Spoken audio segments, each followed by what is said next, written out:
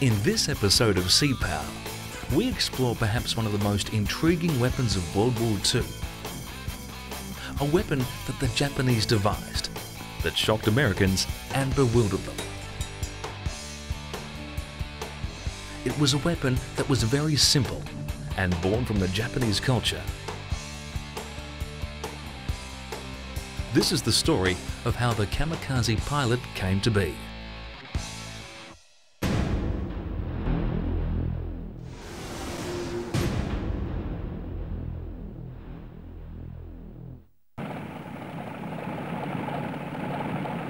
It was the Japanese carriers that brought America into the Pacific theater of World War II.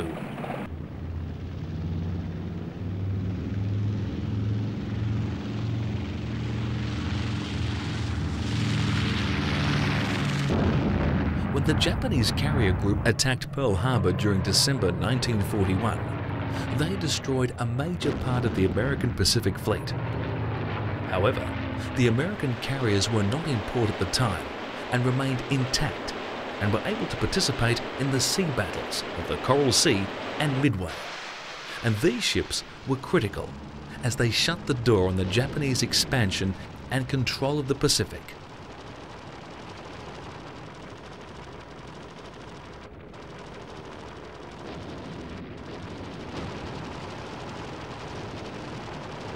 The carriers were equipped with the Wildcat fighter aircraft. Although a capable aircraft, it was hard-pressed to keep the devastating Zero at bay, as they were the slowest of all the US wartime fighters.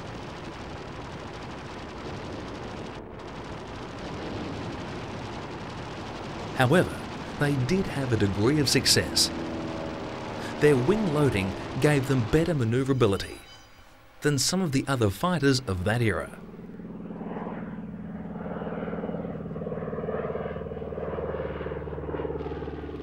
But pilots had to rely on good planning and well-developed tactics to stay ahead of their opponents. The sea battles were ferocious, and the Japanese proved to be very tenacious and determined warriors, and were equipped with superior planes.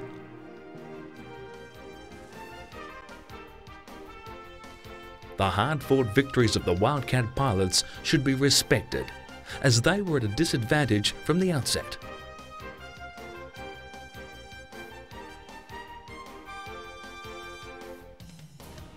The tactics that allowed the Wildcat pilots to fend off the Zeros were a combination of pragmatism and aggression.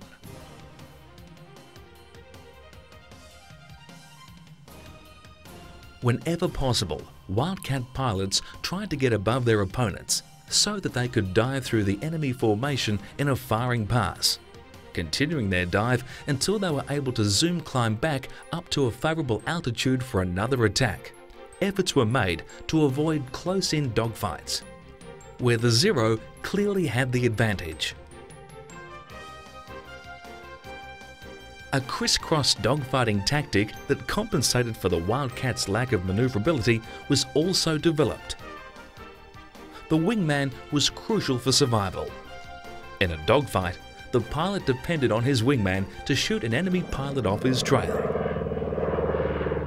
The Zero fighter lacked armor protection for the pilot and did not have any self-sealing fuel tanks and had no onboard fire extinguishing equipment. A superficial hit would often cause the aircraft to catch fire.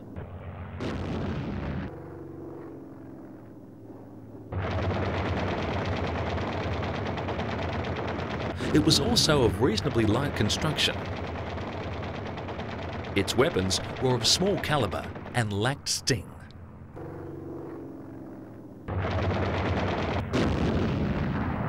The Mitsubishi A6M Zero fighter was the finest shipboard fighter in the world during the first year of the Pacific War.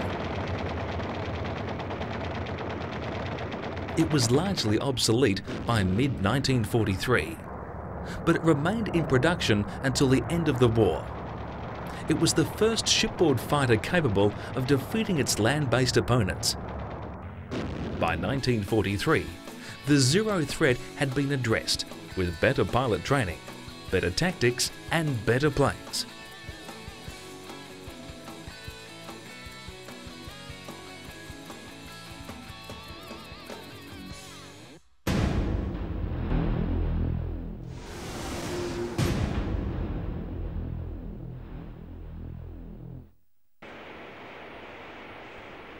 the F-6F Hellcat was rushed into production and first entered combat on August 31, 1943.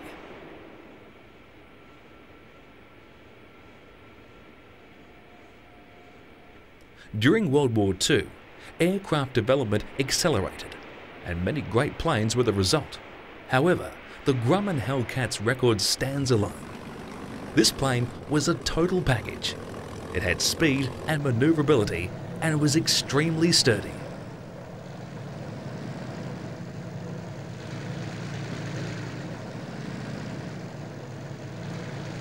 The Hellcat was primarily designed to be used on carriers, although a few were flown from land bases. The Hellcats were deployed firstly to the larger carriers like the Essex class. With the rate of aircraft losses due to the Zero, the Hellcat was pressed into service as quickly as possible. They literally packed the decks of the carrier groups with the Hellcats.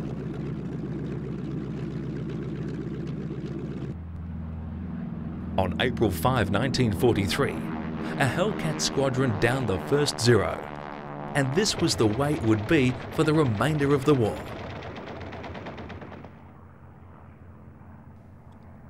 One month later over New Guinea, another was downed, and the score was 12 Zeros lost to 4 Hellcats.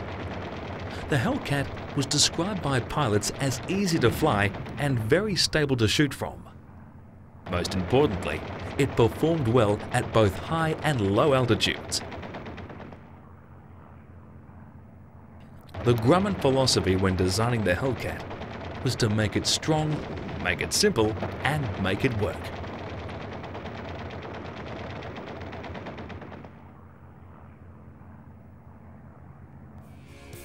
The Hellcat was in fact a reasonably simple machine, and it was definitely tough, and it did work extraordinarily well.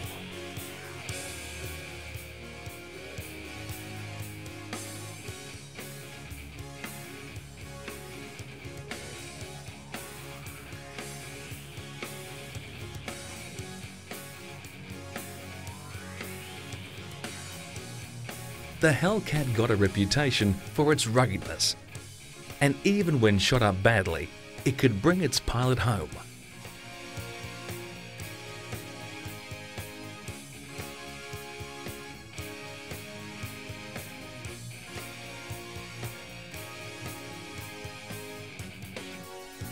During June 1944, the Hellcat broke the back of the Japanese Zero. This was the Battle of the Marianas, and described by one American pilot as the Great Marianas Turkey Shoot.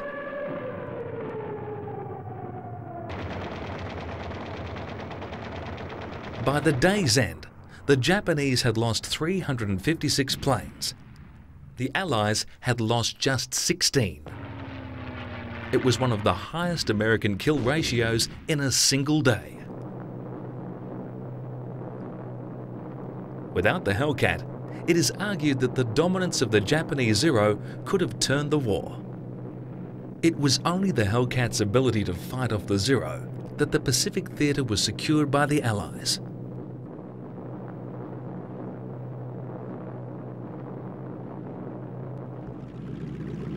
The statistics of the F-6F Grumman Hellcat are impressive. Its battle ratio was 19-1. Of the 6,477 Japanese planes downed over the Pacific, well over 5,000 are credited to Hellcats. The power plant in the early model was a 2,000 horsepower Pratt & Whitney R2800 Double Wasp, 2-row radial. Hellcats had 6 half-inch Browning machine guns with 400 rounds per gun.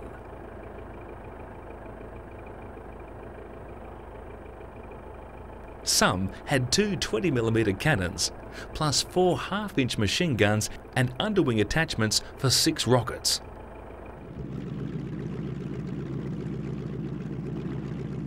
Their bomb payload of 2,000 pounds was carried on centre pylons.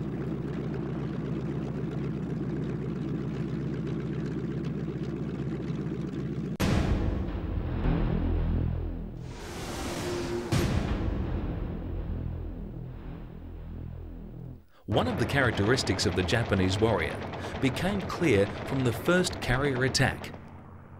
If a Japanese pilot's aircraft got shot up and he felt the plane was failing, he would try to attack the carrier with his doomed aircraft.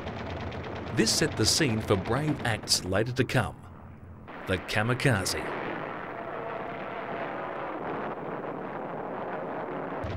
The Pacific Fleet was continually under attack from both carrier-launched aircraft and land-based planes. The earlier battles were a more even affair, and the later battles were very one-sided in favour of the Americans. It was the desperation that drove the Japanese to instigate the kamikaze attacks.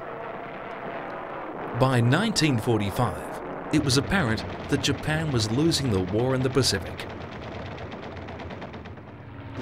Japanese Vice Admiral Takashiro Onishi had noted that the most effective way to inflict damage to American warships was to crash planes into them. He pointed out that one accidental crash could do more damage than 10 planes firing machine guns. The idea of suicide as a part of national military policy was completely new in the history of warfare.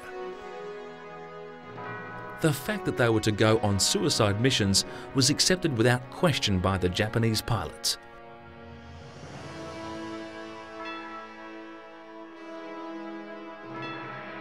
As the war was closing, the Americans continued to press aim attacks on the mainland and systematically took out the smaller defences with carrier-based air power. These included radio ships and pickets.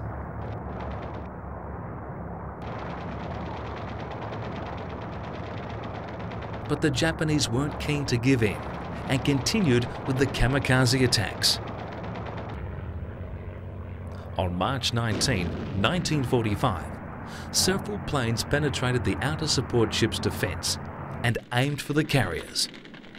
Enterprise, Wasp, Yorktown and Franklin all took hits.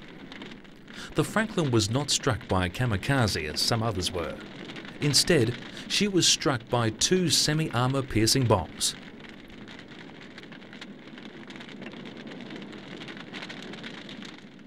One struck the flight deck centerline, penetrating to the hangar deck, igniting fires on the second and third decks as well as knocking out the Combat Information Centre and airplot.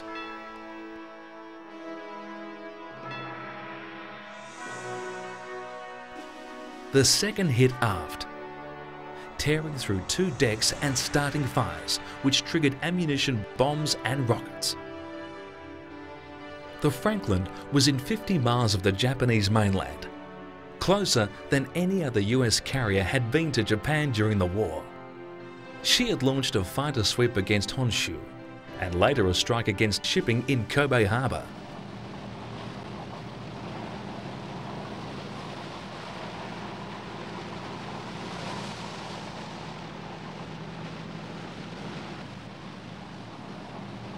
Franklin was taken in tow by the cruiser USS Pittsburgh until she managed to work up enough steam to make 14 knots. Franklin proceeded to Pearl Harbor on her own power, where temporary repairs permitted her to sail to Brooklyn, New York, where she arrived on 28 April 1945. During repairs, everything from the hangar floor up, except the island and forward flight deck, was removed and replaced. She was surplus to requirements following the end of the war. She did not resume flight operations. She was decommissioned in 1964 and scrapped a few years later. The intensity of the kamikaze attacks was such that Admiral Spruance decided to regroup his forces into 3 task forces instead of 4, as carriers and other ships needed to withdraw to base for repairs. The Japanese wanted to increase the kamikaze pilot's chance of successful penetration of the American Navy's dense perimeter defensive fighters and anti-aircraft ships. They needed to reach the main ships in the centre. The most desirable target was the aircraft carriers. The Japanese concentrated most of the kamikaze pilot attacks during the Battle of Okinawa in 10 large attack waves of mixed kamikaze and conventional attack aircraft in an attempt to saturate the American defences. These large attack waves, nicknamed Kikisui, were also coordinated with the Japanese naval and ground operations of the Battle of Okinawa, the war's last great battle. In the first of these kamikaze attack waves, 355 kamikaze pilots attacked the American fleet off Okinawa.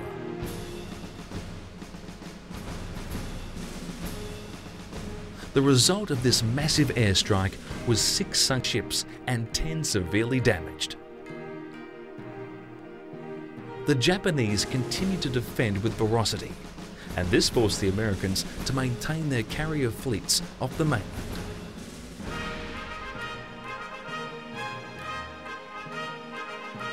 The kamikaze tactic had been born, in part to the lack of skilled pilots. This was also a factor that was the reason the kamikaze program was not as successful as it could have been. The pilots received minimal training and didn't have the skills to fly air-to-air combat with the better trained American pilots. It was also not so easy to guide a plane to strike a ship, and many misses occurred purely from a lack of hours in training.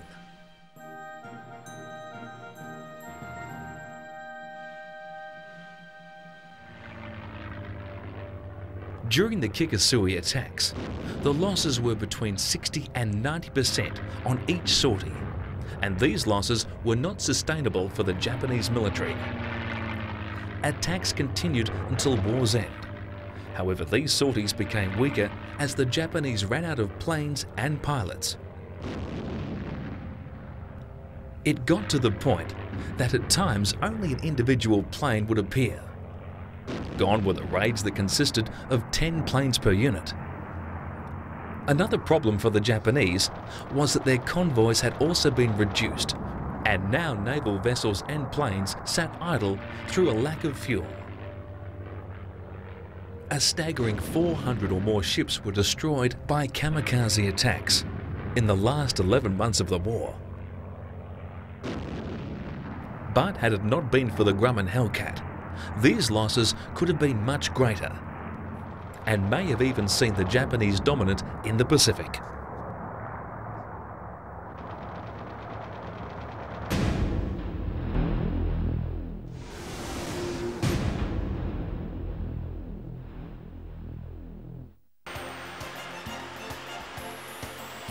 The Hellcat had a water injection system installed to the engine to give the pilot short bursts of extra speed in an emergency. The engineering of the aircraft was also remarkable.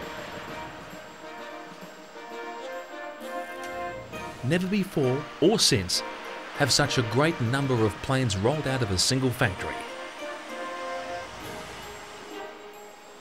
However, within 3 years of the delivery of the first Hellcat, the production line ceased.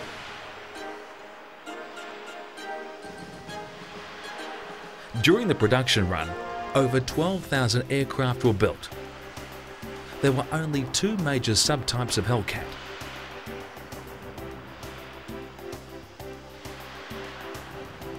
Not making submodels, which would have required time-consuming retooling, was one of the reasons Grumman was able to have such a high output of craft from a single factory. For all its great attributes, many Hellcats were lost. Sometimes the pilots could get the plane back to the carrier only to lose it at the last minute, or during the difficult practice of the carrier landing.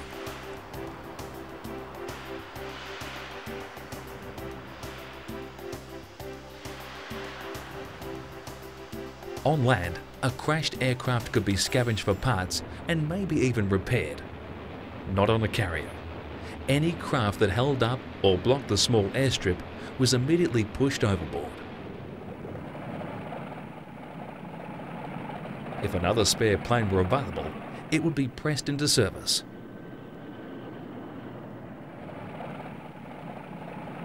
Crew losses were considerably light for the Hellcat pilots, as the plane was designed to give pilots as much protection as possible.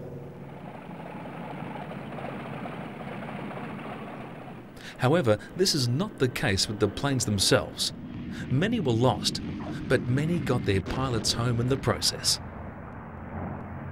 An incredible 30,000 Navy pilots had been trained by the US Navy by the end of 1942. The Japanese Navy peaked with about 3,500 trained crew in 1941. Japan could not match either the numbers or the quality of crew of their opponent. Life for the deck crew was always interesting.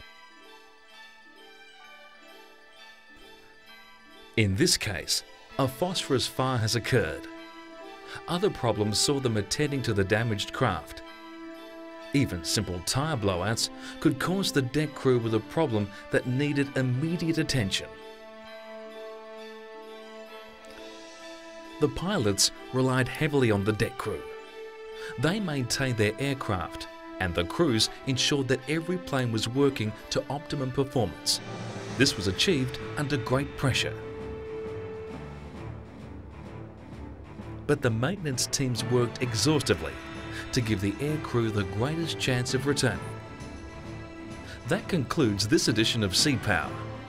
Join us again when we further expand our quest to broaden our understanding of this most fascinating subject, sea power.